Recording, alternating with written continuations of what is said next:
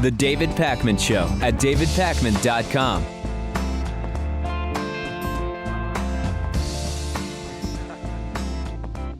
This weekend was CPAC, the Conservative Political Action Conference. There's so much to talk about. I want to hit some of the highlights. We don't need to talk about everything that happened at CPAC, but I want to give you some of the highlights and really try to draw out some points we can make about what's happening in the conservative movement.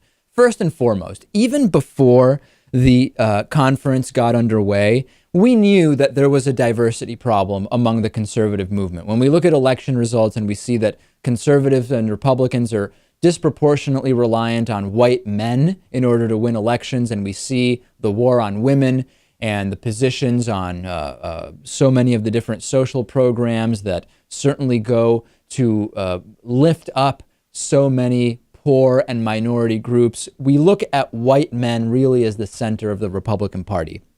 And if we looked at the speakers at CPAC, it would be the same thing. 25 confirmed speakers on the big stage, 22 of them are men, and 19 of those were white men. 19 out of 25 speakers, white men. But it got even worse. Brookings' John Hudak published a fascinating report which showed that there was a panel on minority outreach to minority communities among Republicans, among conservatives. Nobody showed up. He tweeted a photograph of an almost completely empty ballroom filled with empty chairs. And initially people thought, well, it must be that he took the picture beforehand and it's just kind of a joke. No, not at all. He took this picture 10 minutes into the discussion. So in other words, CPAC organized a minority outreach panel. This is a known and ongoing problem for the Republican Party and its base. They thought that this is an important thing. Someone at least thought it was important. And then nobody shows up. If you had called the panel How to Prevent Voter Fraud, or The Truth About President Obama's Birth Certificate, or Sex Education for Values Voters, or something like that, I'm sure it would have been packed, but people just don't even seem to care enough to show up and just hear about the problem, if nothing else. Right. I suppose if the whole point of it is to address the problem, you might have people showing up who are curious about it. But you're right. More people would be showing up if you had, is President Obama a shape-shifting lizard or something ridiculous like that? And I guess ultimately you just can't help if it's if what you're doing is just trying to sell seats and, sensationalism. I mean, that stuff, it doesn't have to be on TV. No matter where you are, that's what people want to see. Yeah, it is. And so this is completely disappointing once again. And it's not, you can't rely on just white people. And the reason you can't is that white people are and they are an ever smaller percentage of the total electorate. And you're just not going to be able to rely on them. The next thing I want to talk about is Lieutenant General Jerry Boykin, who's retired. He's the executive vice president of the Conservative Family Research Council. He was caught on a hot mic, meaning a mic he didn't realize was on, and he was approached by an Israeli reporter, and he told the reporter, it's not clear if he's joking or not. He says, Jews are the problem. Let's take a listen to the audio here and hear this exchange. And this is when the reporter Henry Schwartz, who's a reporter for Israel National News, which is a right-wing publication, you would think Boykin would love it. This is what we hear. Take a listen. First, with Henry Schwartz. You mind doing a 2-minute interview with Israel? I hope so. It's Israel National News. Jews are the problem. I know. That's why they're trying to fix everything. All right. Yeah. So Jews are the problem. It may have been a joke. It may not have been a joke, but let's break it down very simply. Boykin is known as a homophobe. He's known as an extremist in all senses of the word. If he's just literally saying Jews are the problem, obviously that's incredibly anti-Jewish. If he's joking about how Jews are the problem, it's still a representation of what he is alluding to, which is that a lot of people on his side actually believe that. Look at the white nationalist groups. Look at all of these other extreme groups. Now, people will write to me and say, David, you're wrong. The religious right loves Jews. They love Israel. In fact, a lot of liberals are turned off from even the vaguest support that Israel has a right to be a country like any other that's recognized by the UN, because they see the right-wing conservatives, the religious conservatives, supporting Israel. Let me be completely clear with you.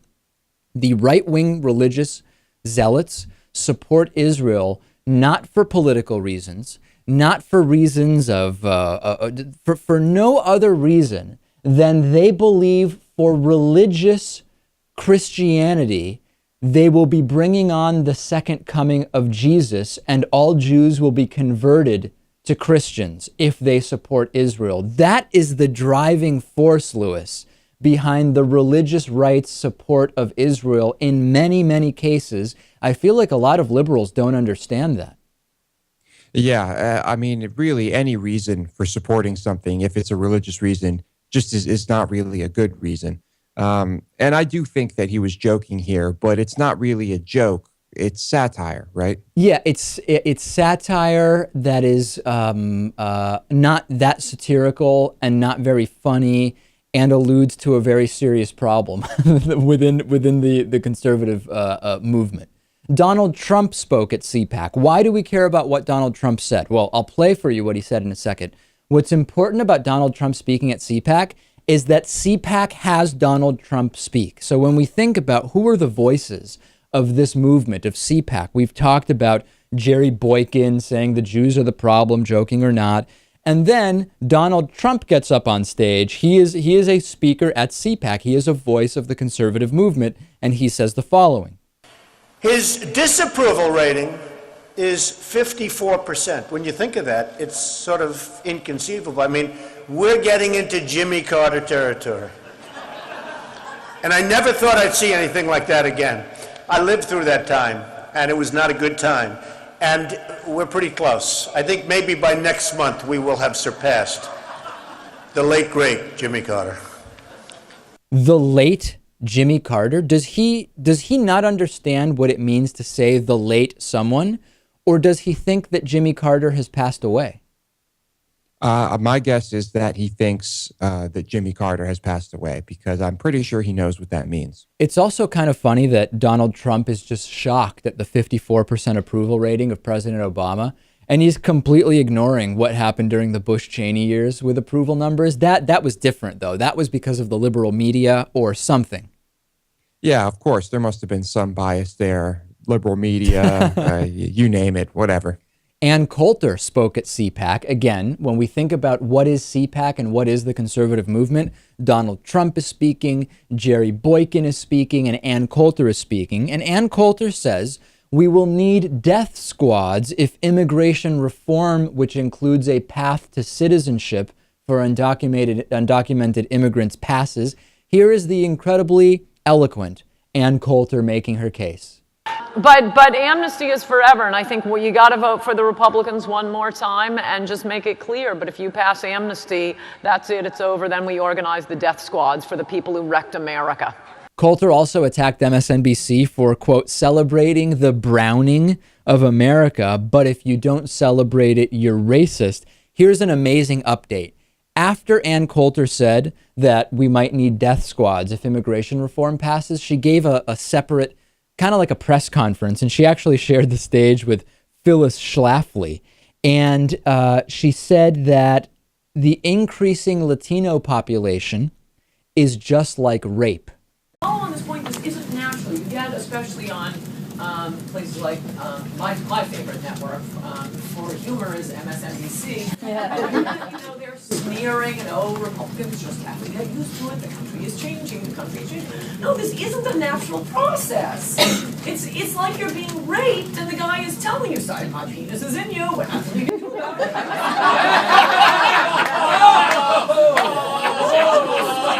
No, you're raping me. I wonder, if you're an actual rape victim and you're asked, hey, you were raped, would you say that an undocumented immigrant being given a path to citizenship is the same as when you were assaulted and raped by another man? Is that the same thing in your mind? Do you think we would find too many rape victims, Lewis, who would say, you know what, I didn't think about it like that, but yes, when there's a path to citizenship for undocumented Latinos, it's just like when I was raped by a man? I think you'd have to find someone who is like Ann Coulter. And that's pretty hard to do, I think. There are a lot of despicable people out there, but Ann Coulter is really on another level. That's true. Maybe if we asked Ann Coulter if she felt that way, she would say that, and she would say it is exactly the same thing. Although we don't know whether Ann Coulter, I don't know whether she was ever sexually assaulted, so she may not even really be an authority on that. Paul Ryan spoke at CPAC. Paul Ryan said that free school lunches, Obama's free school lunch program, which has existed for way longer than President Obama has been around, gives children an empty soul. He has taken on the war on poverty, and during his CPAC speech, he said that the Obama administration's school lunch program offers Americans a full stomach and an empty soul. First and foremost, kids have been getting free school lunches for, I can personally say, at least 24 years. When I first was exposed to lunch in school, it was in first grade, I was 6 years old, there were free lunches there. What does this have to do with President Obama is question number one. Nothing, David, but any chance to make him look bad will be seized.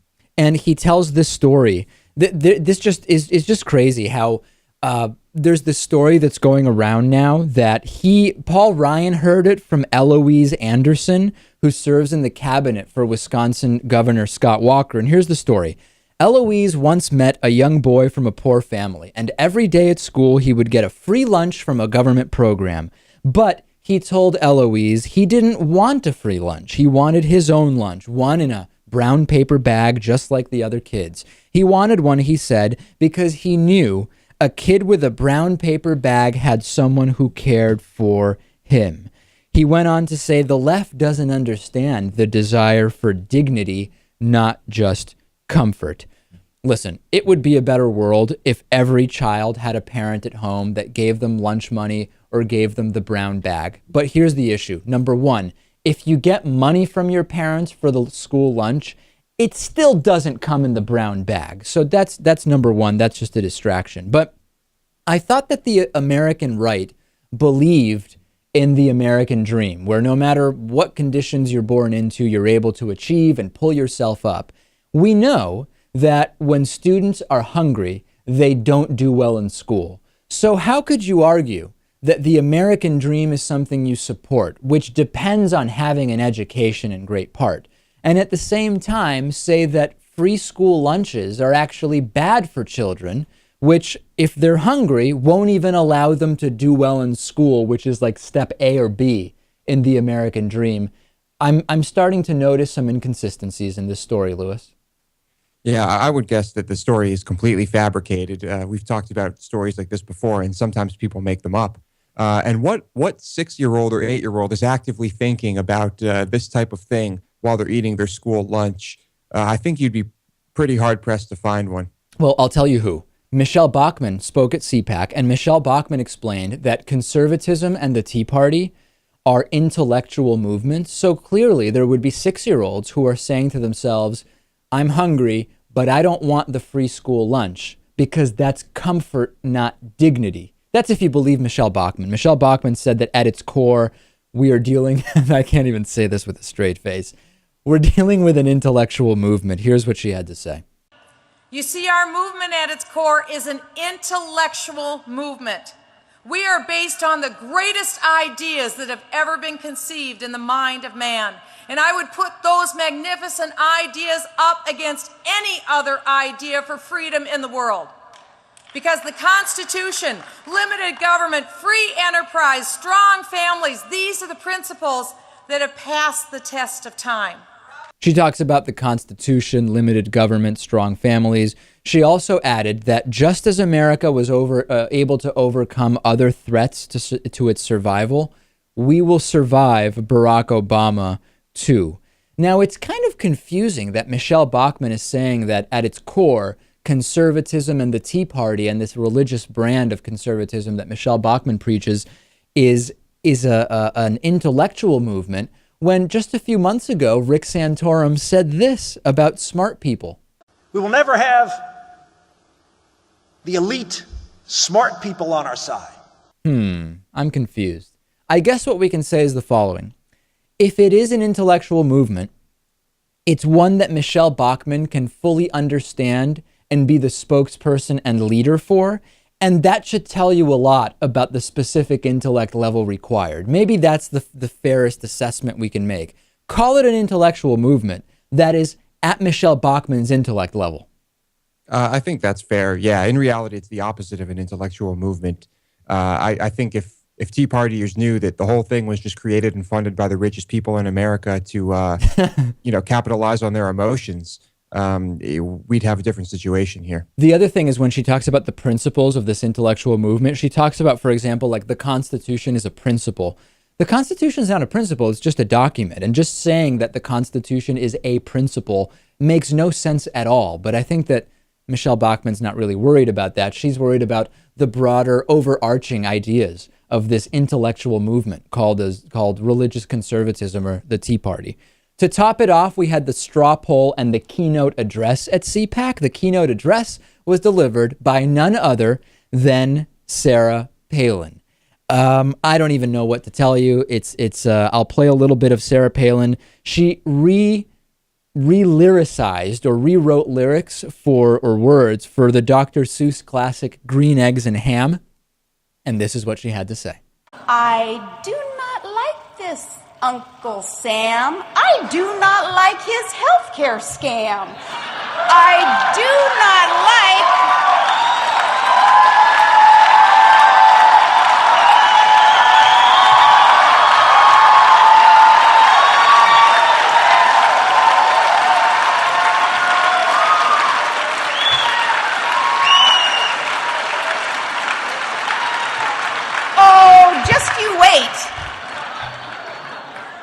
I do not like these dirty crooks or how they lie and cook the books. I do not like when Congress stills. I do not like their crony dills. Do these people who attend CPAC not realize that they are being represented on a national scale by total, utter incompetence? I can't even make it through the whole Green Eggs and Ham debacle. And I just don't understand how anybody at CPAC thinks this is what's going to move them forward. And to tell you about the results of the straw poll, Senator Rand Paul from Kentucky won the straw poll, and he was followed by Texas Senator Ted Cruz, and then retired neurosurgeon Ben Carson, and then Chris Christie. All four of these, in my estimation, have no chance at all of being the nominees for president from the Republican Party. And Ron Paul used to win the CPAC straw poll all the time. So this is what we have. We have Rand Paul winning the straw poll, where Sarah Palin closes out. Sarah Palin is the keynote speaker at CPAC with an anti-government, anti-liberal rendition of Green Eggs and Ham by Dr. Seuss. Quite a weekend, Lewis. CPAC is the opposite of what it needs to be. It's just extremism, and it's completely over the top. And the Republican Party is doomed if this keeps happening. Donald Trump, Ann Coulter, Michelle Bachmann, Jerry Boykin, Paul Ryan, Rand Paul, and of course, Sarah Palin. It's a sad day for conservatives, Lewis, I'll tell you that much. Sad day indeed. But you know what? If CPAC does keep going like this, I'll be thrilled. I think it's great. The David Pakman Show at davidpakman.com.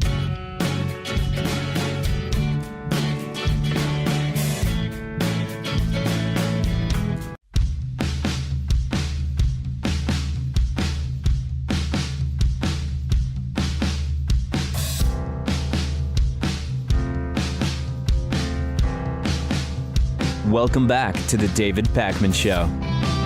The David Pakman Show membership program is made possible in part by liberalbias.com. When reality doesn't live up to right-wing ideals, there is only one explanation. Reality itself suffers from liberal bias. Find out more at liberalbias.com. Today's member of the day is Rachel Atwood, and you can join Rachel for the next few days with a free t-shirt if you sign up for a yearly membership. Go to davidpakman.com/Reddit. Reddit. You must sign up on that page in order to get the free t-shirt. 5 or 6 people doing this in the last 24 hours. People very excited about these free t-shirts, and all members in good standing on March 31st will be entered to win any of 12 different items that we will be giving away. davidpakman.com/Reddit. An update from Ukraine and Russia and Crimea. Pro-Russian forces are taking increasing control in Ukraine's Crimean Peninsula. Pro-Russian activists forced their way into a military hospital in Crimea as pro-Moscow forces consolidated their hold on the Ukrainian Black Sea Peninsula. About 20 activists from Crimea, from so-called Crimean self-defense squads, broke into the military hospital in the region's main administrative city and threw out its chief, according to Ukraine's Ministry of Defense. Hospital staff weren't able to leave. The situation is keeping doctors from tending to the needs of patients that are there for treatment. And there are scenes of balaclava-wearing men patrolling the streets with Russian insignias on their clothing. Tensions are continuing to mount. And I think a good thing to mention now is I've received some emails from people saying, well, what's going to happen now with Ukraine's alignment with the EU? This is actually a smart move by Russia in order to make Ukraine overall less attractive for EU involvement. In other words, from the point of the European Union and doing more trade and more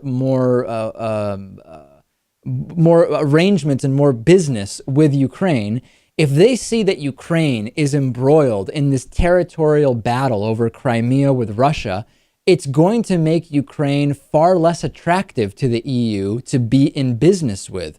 So in spite of Western Ukraine's desire to be more closely aligned with the EU, this may actually work as an attempt by Russia to keep Ukraine out of the EU, not from EU membership, but out of even dealing with the EU.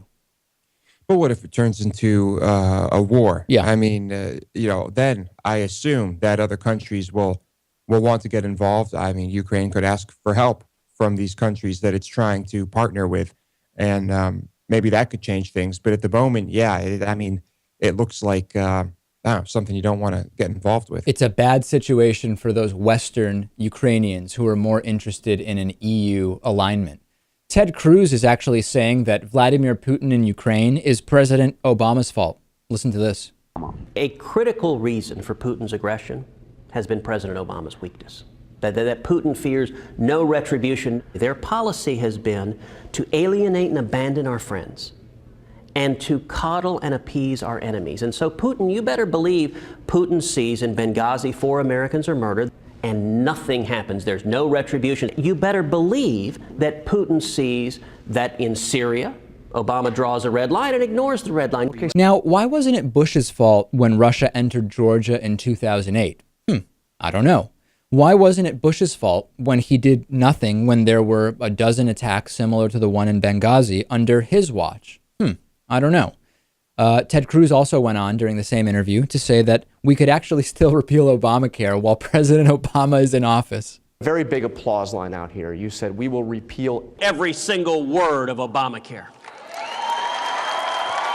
We can acknowledge that's not going to happen while Barack Obama is president, right? Yeah, I'll give you one scenario where it could.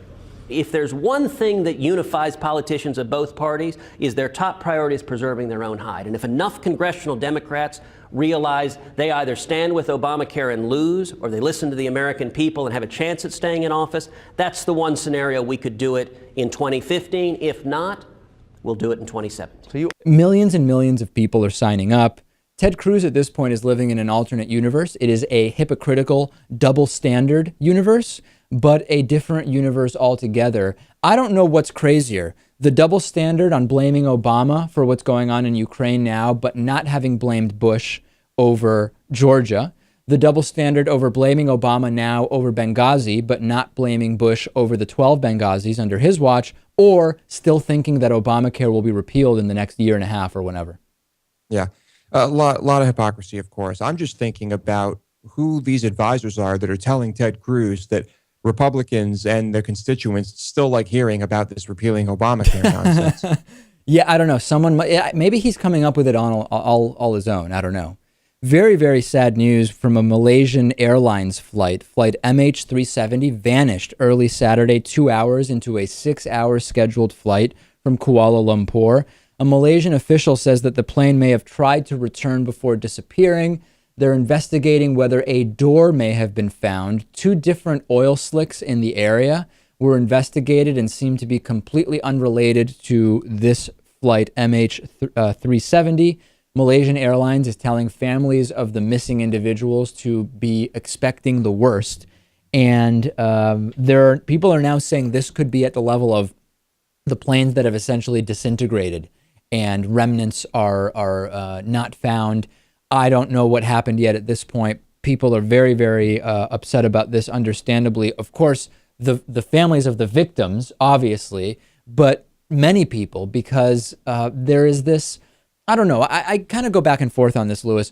We know that commercial aviation is very, very safe, and your chances of dying, not of getting into an accident, but your chances of dying in a car crash are much greater than in a commercial airline crash. That being said, when you hear about this, it scares you way more than the idea of a car accident. And I think that for many people, it may be the idea that in the car, you feel like you have more control because either you're driving or you're sitting right next to or behind the driver. That's it. And you're also on the ground and only going about 25 to 75 miles per hour, as opposed to being 30,000 feet in the air and going 500 miles per hour. Yeah.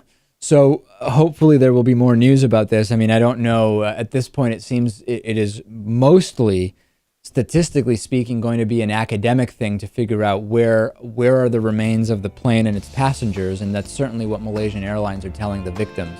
Very, very sad, and also a very unusual type of plane crash. Let's take a break. Next, we will talk to David Silverman, president of American Atheists. What was his experience at CPAC over the weekend? The David Pakman Show at davidpakman.com.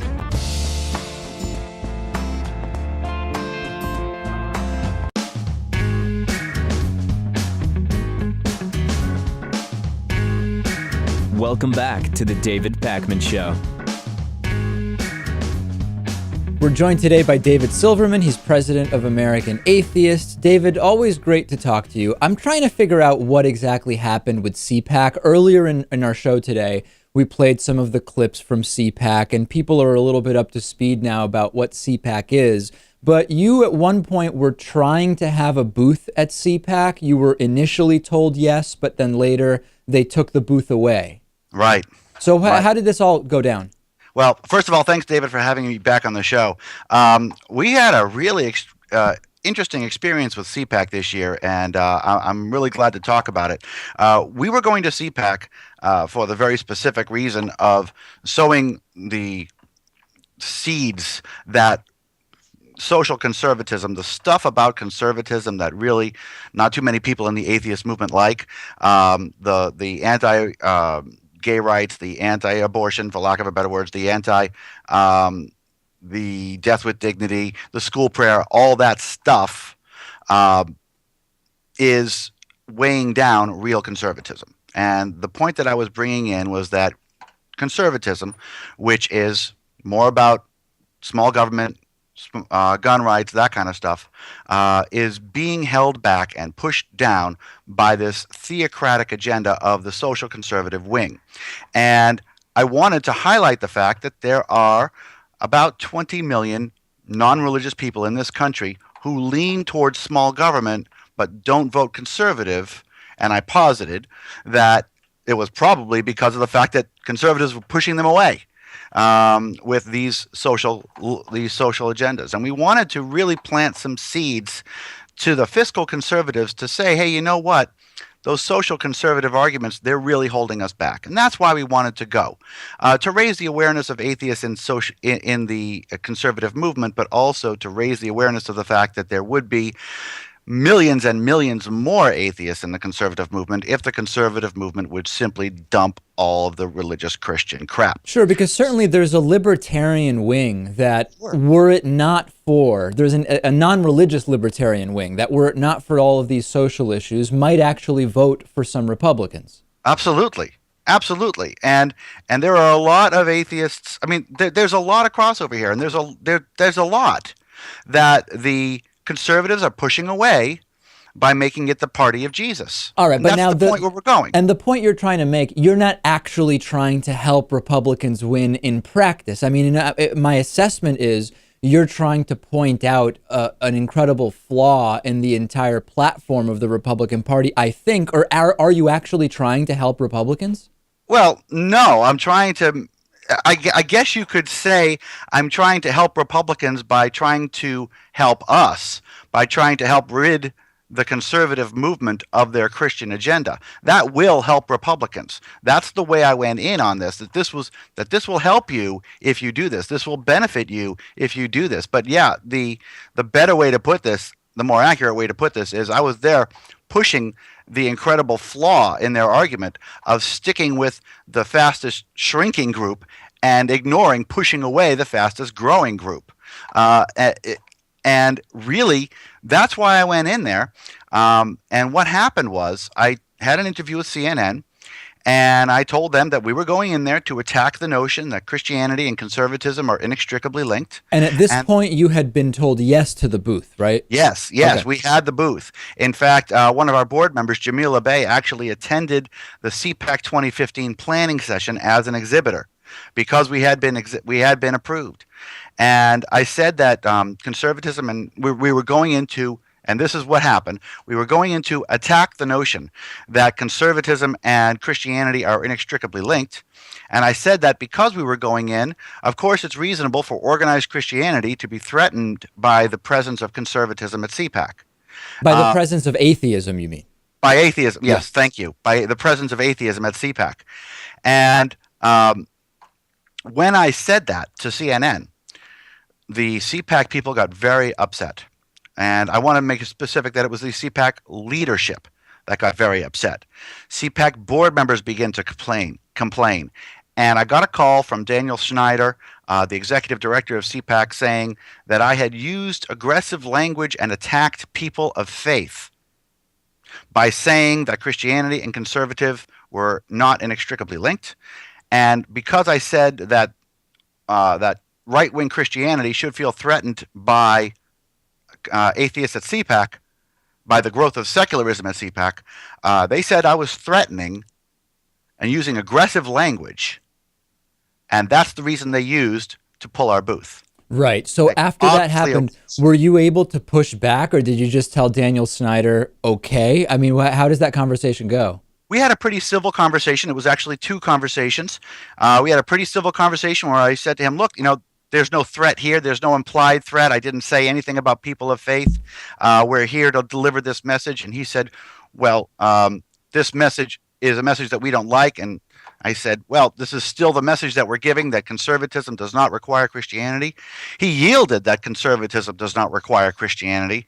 But then he called back and said, because of our tone, they're sending back our money and taking away our booth. Which is incredible because the Tea Party, which we could argue has the absolute worst tone of any political group in the U.S. in the last decades, is front and center. You have Michelle Bachmann up on stage and Sarah Palin and Ted Cruz. Newt Gingrich. And Newt Gingrich. The double standard is incredible based on tone. I would almost rather them say, you know what? Having atheists there is just disruptive and we want to keep the message out. I would actually respect that more than this complete hypocritical double standard of, well, your tone wasn't good. Yeah, and I would agree with you there, David. It would have been more respectful for them to just tell me the truth, but he had to do something. It was very obvious to me that he had received a lot of heat for having our presence there. CNN had written about it. I honestly don't want to put thoughts in his mind because I'm not in his mind, but it seemed to me that he didn't like what he was telling me. It seemed to me that he was being forced to take this position.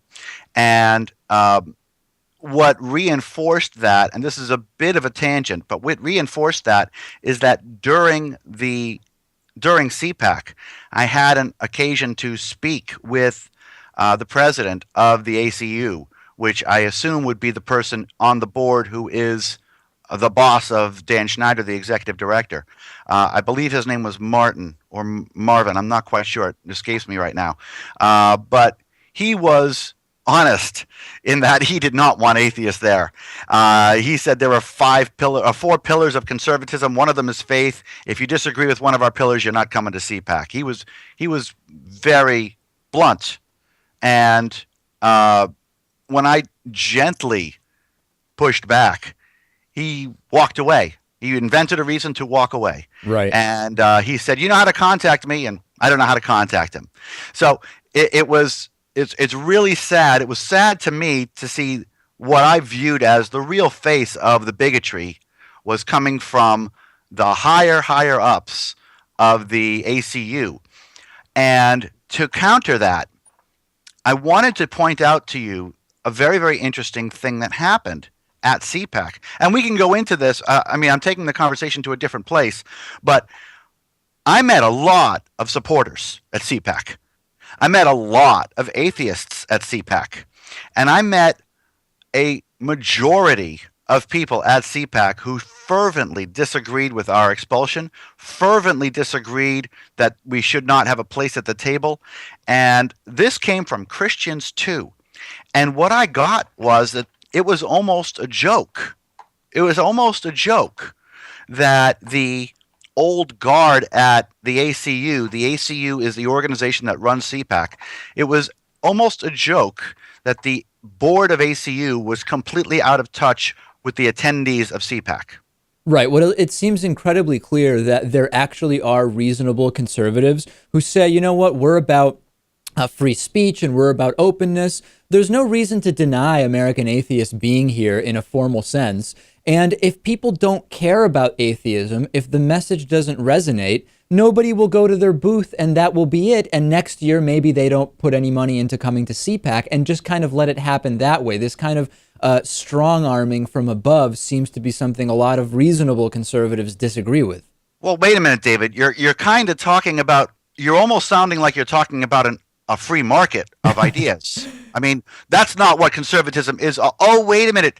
That is what conservatism is all about. I'm sorry, that whole free market and yeah. Well, the next step is going to be to get some elected officials that don't think they're representing those views, because there's definitely a disconnect there. It sounds like an incredible weekend. You've said it all. David Silverman, president of American Atheists. Great story. Thanks for sharing it with us. Hey, thanks for having me on, David. Oh, and by the way, we're going to be talking about this a lot at our national convention on Easter weekend in Salt Lake City. There are still seats available. If you have anybody who wants to come, David, you're invited to come. Please go to atheists.org for more details. Salt Lake City on Easter weekend is a great place to have an atheist convention, and we're going to have a lot of fun. The David Pakman Show at davidpakman.com.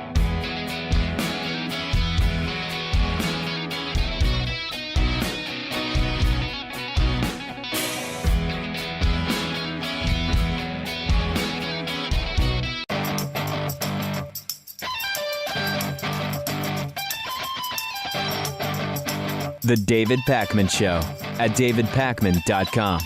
More invasive cavity searches in the southwest of the United States, this time involving Customs and Border Protection and a Texas hospital, which allegedly subjected a woman to repeated anal and vaginal cavity searches over a period of 6 hours without her consent, without a warrant, leaving her traumatized, according to the lawsuit that was filed a few months ago. We now have more information because of the released document. The hospital then, as is always the case when we have these incidents, sent the woman a bill for the $5,000 in treatment that she refused to consent to. The civil lawsuit against CBP and the University Medical Center of El Paso, where some of the cavity searches were performed, raises questions about what legal protections are available to people when crossing an increasingly militarized border. This all started because a drug-sniffing dog lunged towards her direction, okay? So that's when it all started up. And as we know, these dogs can sometimes just be wrong. They can also sense something from their handler, which makes them think that the right thing to do, which is ultimately what the dog's interest is to signal that there are drugs there. And the woman came back to the U.S. through the port of entry at El Paso, and she was selected for further screening. And after the drug dog hit on her, they started subjecting her to all sorts of tests. There was First, these are really quite disgusting. As I mentioned, there were the cavity searches, the anal search, the vaginal search. She was forced to have an observed bowel movement. That produced no evidence of drugs either. There were x-rays. Then there was a CT scan, on and on and on. These stories are just absolutely sickening. And remember, you don't even have a signed warrant. How far can you go without a signed warrant with non-consensual medical tests? It is absolutely ludicrous. Yeah, this is the worst one. I thought we couldn't top that last story. Of course, the last one wasn't Border Patrol agents. It was just normal police officers doing this type of thing, looking for drugs. I can't believe that just because a dog made a quick little move, that American citizens would do this to another American citizen. Perry sent me this story from Think Progress about a high court ruling saying that upskirt photos are legal in Massachusetts. It is not against the law to secretly take photographs up a woman's skirt in Massachusetts, according to the state's Supreme Judicial Court. The court dismissed charges against Michael Robertson, who was arrested by Boston Transit Police for taking photos and videos up women's skirts and dresses on the subway. The judge sympathized with the notion that a woman should have a reasonable expectation not to have secret photos taken up her skirt when she goes out in public, but she ruled that state law doesn't address that. The Massachusetts Peeping Tom laws, as written, only protect women from being photographed in dressing rooms or bathrooms when they are undressed. Since upskirt photos are taken of fully clothed women in public, they don't count according to the court. Now, I have a problem with some of the analysis on this. People are saying, well, the law is poorly written and the judge was just interpreting the law as written. The judge could also interpret the law to mean that when someone has covered a part of their body, that is an intent to keep it private, and therefore there is a reasonable expectation of privacy. So even if you can put a camera down at an angle where you can film up a woman's skirt or dress, the fact that she covered it is a signal that there is a reasonable expectation of privacy. Now, in spite of all this, politicians in Massachusetts are working feverishly to get this changed, and I think that the judge's decision really skirted around the real issue. I think so, but an important ruling just because it let everyone know that there was this loophole, that there was this flaw in the writing of the law. So now it will be fixed, and presumably this will be illegal in a short time. This would apply, I assume, to men equally, right? Whether it's a man who wears skirts or dresses, or if you have, for example, a Scottish bagpiper or whatever. I would assume that upskirt legislation is gender neutral. I would assume so, yes. All right, very good. Let's go to your voicemails. 219-2-DAVID-P is our voicemail number. Take a listen to this.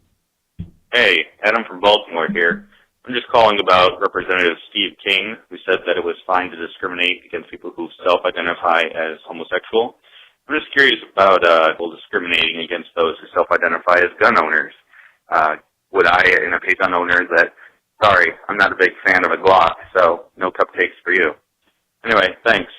Yeah, no, it's a good point. This concept of self-professed behavior is something where we can't. It just makes absolutely no sense at all.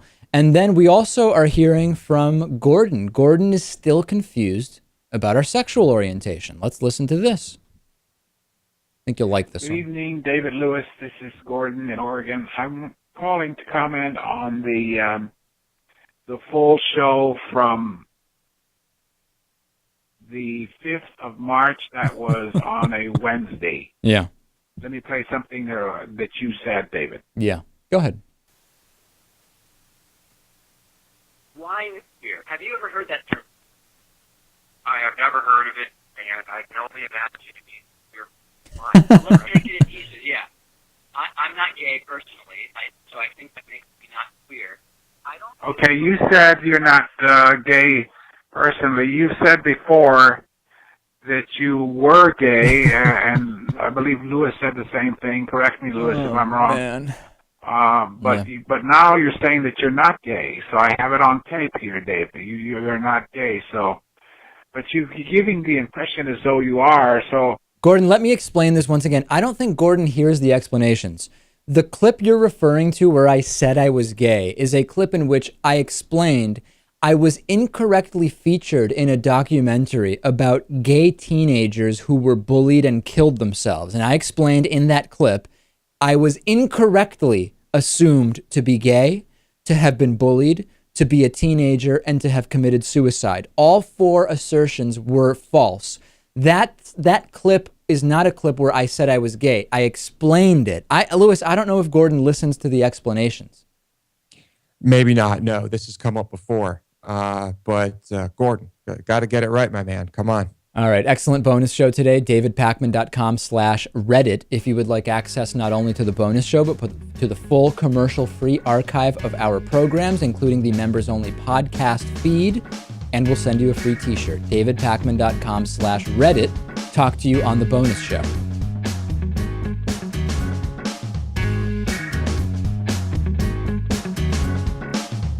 The David Pakman Show at davidpakman.com.